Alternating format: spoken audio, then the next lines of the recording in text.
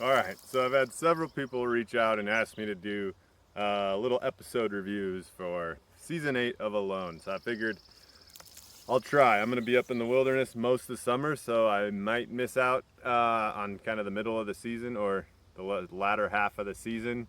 But while I'm here, I'll do videos and maybe I'll pop out of the wilderness every once in a while, catch up and give you guys my thoughts. That said, episode 1 is out, and we got to meet the first 5 contestants. So I figured I'd share my quick thoughts on what we saw. I don't remember exactly the order they showed the contestants in, so I just jotted up my thoughts based on the order they came into my mind. First was Tim.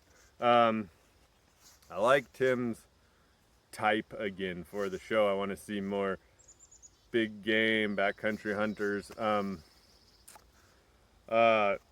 I really liked his shelter. I thought his shelter was, in big bear country. He had the right idea.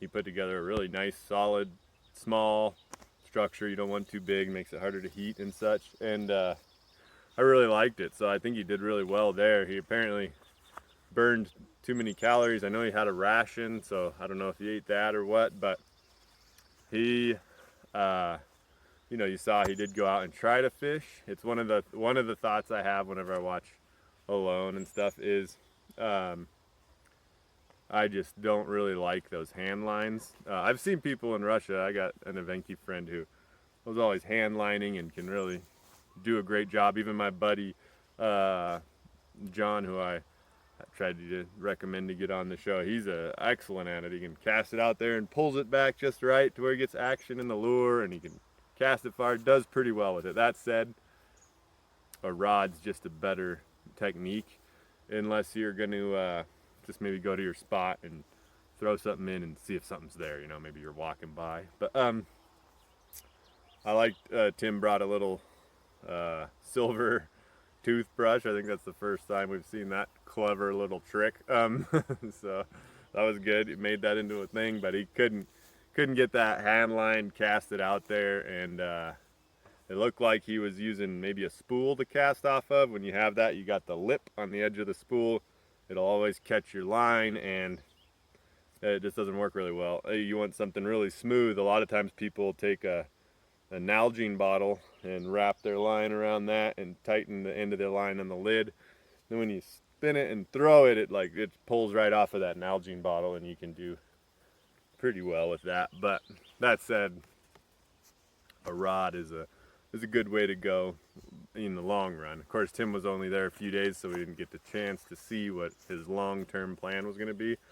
But he was struggling with the hand line, and then without being able to get any food, I think he maybe worked himself too hard or had whatever it was that caused his unfortunate heart issue, which I was surprised to see that happen after what happened on my season. Surprised that I don't know. It seems strange that somebody with a heart issue got on there, but hopefully it was just an anxiety attack and not something that was reoccurring from his previous injury or heart attack. Anyway, so a type I'd like to see more of. Unfortunately, Tim was only out there 6 days, tapped out, which was the right thing to do. If don't die for no reason out there.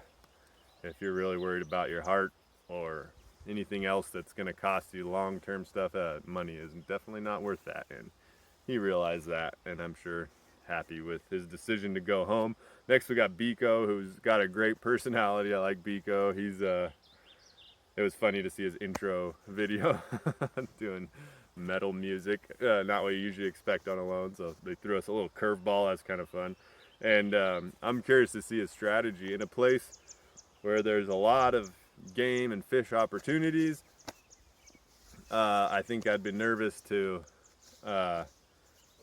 just get heavy and do the calorie saving strategy, but I'm not sure what their situation is going to be like on Chilco Lake there. It looks like there's a lot of game and fish. I'm not sure if there's black bears around, and if there are, if they're able to hunt them or what, but I'm sure So it's a bit of a question mark to me how plentiful the area is. I've heard from some people from Chilko Lake that it's a really bountiful area. I actually read that it has the highest grouse population in North America, I think is what it said, and that's interesting. In Siberia, when I was fur trapping, it was basically grouse that I lived off of. Got one every day I was out there, and I kind of thought that would be more the case on Northwest Territories, but it wasn't. But I think it might be the case out here for some of them if they can, get some grouse. A grouse a day will do you pretty good. You got to move around a lot for that. That said, back to Biko, I'll be curious to see what his strategy is. I don't know if he's gonna try to chill and just maybe fish and take it low key. He's got the extra pounds to make that a viable strategy. If I was going on that show as the heaviest guy, I'd be tempted to not play your odds in that direction. But we'll see what he does. I do like that he found that nail and forged a knife. First person to forge something out there. I made a peace pipe when I was out there, which was funny. But the fact is I've seen some people criticizing, oh, what a waste of time. And fact is, no matter what you do out there, as much as you try to stay busy and productive, there's going to be some downtime, and keeping entertained, forging a little knife, that's pretty cool. I'll be interested to see if he's able to put an edge on it. I don't know if he has a Leatherman, maybe with his diamond file. So Biko, about ready to Big will be fun to watch. Hopefully he hangs in there. Next we have Rose, and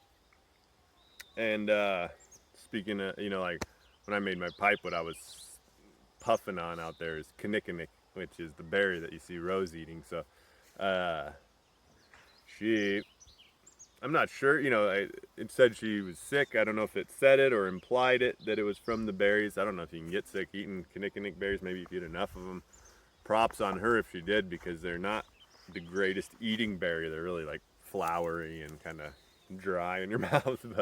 But one thing about berries is even if they're not calorie efficient, it does take the edge off of your hunger, which is a big deal out there, and just for your own mental comfort. And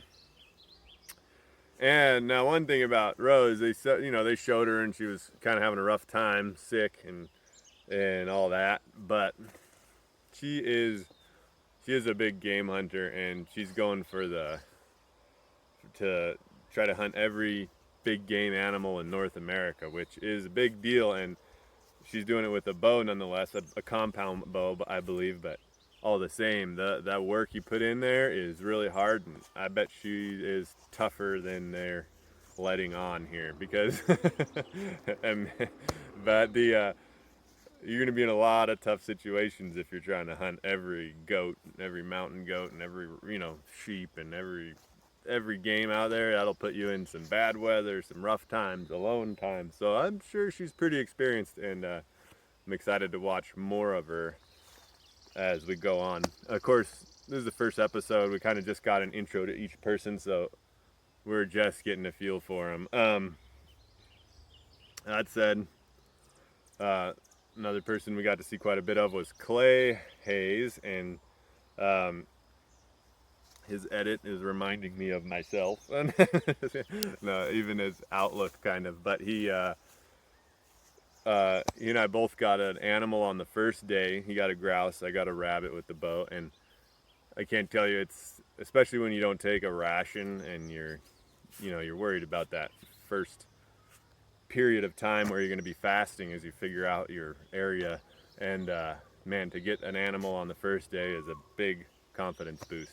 Even though a rabbit or a grouse is not very much food calorically, it puts something in your gut, fills you up, and it kind of takes the edge off. And so good on him. He's hit his shot. He's probably one of the best archers that's been on the show. Corey Hawk last year was probably a great archer too. He blew his knee out and wasn't out there long enough to be able to see him hit some of those long shots.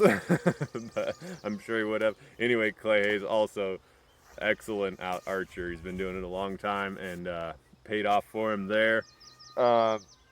Also, another thing that of course reminded me of my time out there was he had a little predator encounter, and he took the right mental approach, which is you got to be the alpha predator out there. Like, even if something's after you, you go after it. And with the mountain lion, great idea. Try to see if you can tree it and maybe get a shot off. I really liked that. The kids are yelling over there. I don't know if you can hear them. I wonder how long that'll go on. Normal part of the environment around here. But anyway, that he seems to have a really good attitude. A lot of people. He's got a family, and he talks about how that could be an issue. And it's most of the people that have won alone have had a family, so I don't think it's necessarily a disadvantage. It could, like so many things, it's how you view it. It could be a disadvantage. Same with camera equipment. It could be a big pain in the butt disadvantage, or you could view it as a positive thing. And same with family. It could either be, shoot, this is more motivation for me to stay out here because what the money can do for your family can be pretty big, or it can also provide you the a reason to go home early because you really miss the little kids and stuff. So we'll see how that plays out for Clay. So far he seems to have a right mental attitude. I like the rod he built. It's actually a little different than the one I built, which is cool. He had the stick coming off the bottom. Interesting, but again, for fishing, a rod is the way to go.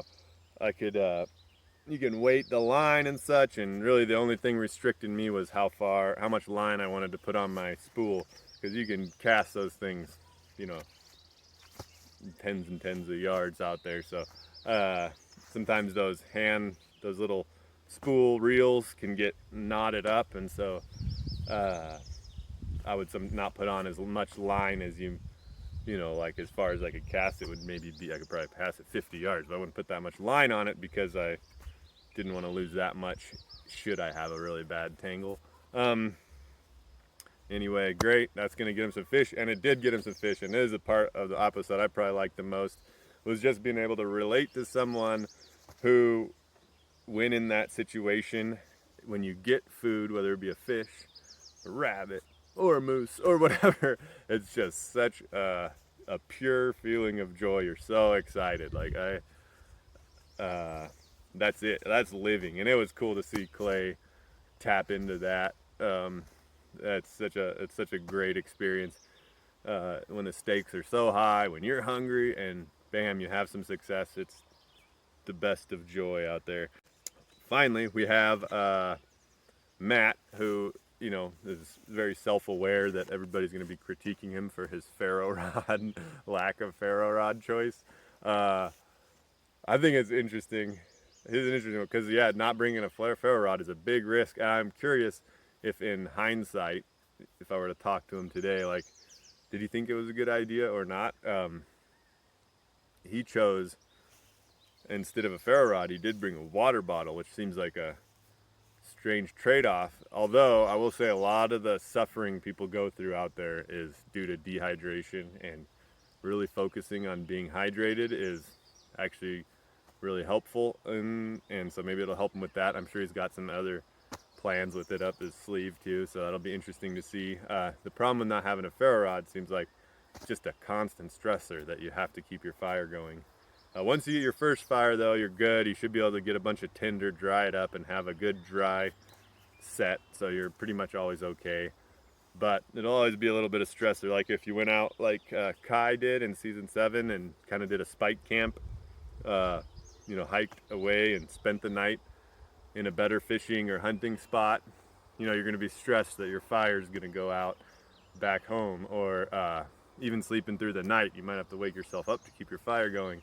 So it's those little stressors that I think might add up, but we're going to see. He had a run-in with a bear. I'm sure everybody on this season will. He's going to, it's going to be one of those things where you do have to keep your food, process and cook your food away from your shelter. I doubt they're allowed to hunt the grizzly bears, so there's no point in ever wanting to see one. So you might as well keep your food away from your shelter, and so that's basically we just got to know these people on the first episode. It's good stuff. I think I'm looking forward to next next week we get to meet Nate, who was on with my brother on Alone the Beast. I'm excited to watch his time out there. And anyway, it was just a little few of my thoughts. Of course, I'm gonna avoid being overly negative about the people's experience, even if I wouldn't have done that or wouldn't have done this, because the fact is you only see a little bit of their edit, and who knows what they actually did do. You might be complaining that someone's not fishing or hunting, and they might be doing that every day, all day, and you just don't see it. So keep that in mind. Remember, you're only seeing a fraction of what they do, and it's not necessarily what they would want to be shown.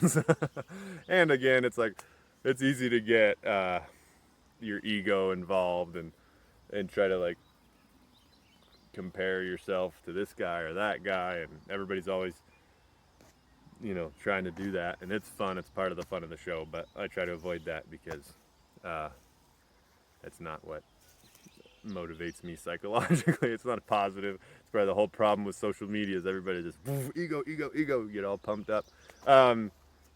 Anyway, I almost went on a tangent, but that's my quick few notes from episode 1 of season 8.